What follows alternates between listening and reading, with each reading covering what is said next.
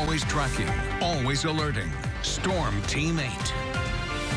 Most of West Michigan is experiencing dry conditions at the moment, but as we continue on into this evening, it looks like the rain will build back in. We should anticipate to see some heavy rain as we go through tonight, bleeding over into Wednesday morning. It is going to feel like spring. High temperatures around 50 degrees this afternoon, likely in the lower to middle 50s tomorrow, and then some windy and colder air is expected to snap in as we get into tomorrow night and Thursday. That's going to pave the way for some light snow accumulations as temperatures fall off into the 30s. Here's a look at rainfall amounts so far. You can see through the past 24 hours, you have to approach the Indiana state line for anything really appreciable. About a half an inch toward Coldwater, 64 hundredths of an inch in Sturgis. Here in Grand Rapids, we've received 6 hundredths of an inch of rain to this point. And you can find at this moment that that's where most of the rain is confined, off to the south as you move through Cass, St. Joseph, and Branch counties.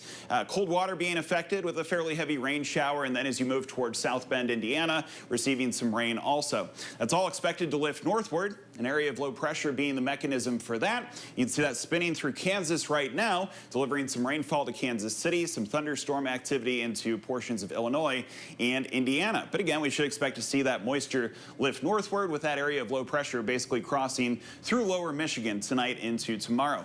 Here's a look at futurecast. Pausing the clock at 5 p.m. You can see a strip of some moderate rainfall moving toward I-96. The rain looks to envelop West Michigan as we approach 8 o'clock tonight, and it's going to be coming down at a heavy clip as we get into the overnight period and then early tomorrow morning.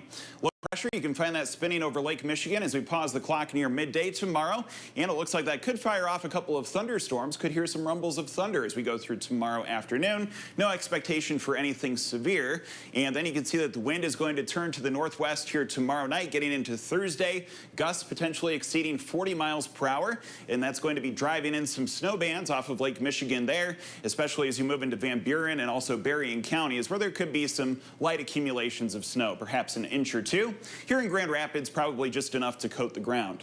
As far as the precipitation amounts go, likely at about an inch, give or take. You can see 97 hundredths of an inch in Grand Rapids, getting close to 3/4 of an inch in Benton Harbor, about an inch of new rainfall in Battle Creek.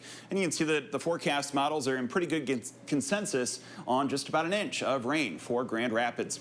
There's the view in Allendale right now at the campus of GVSU. You can find that we have some wet pavement out there. Current temperature in Grand Rapids measured at 48 degrees, with the wind streaming in from the south at 11 miles per hour.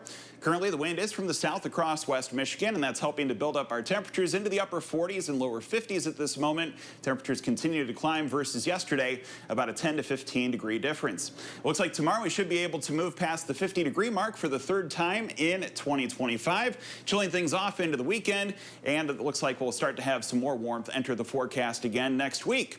There's a look at our 8-day forecast then. You can see that we have some snow chances leading into the weekend. Nothing major expected. Temperatures will be a little bit warmer to close out the 8-day forecast.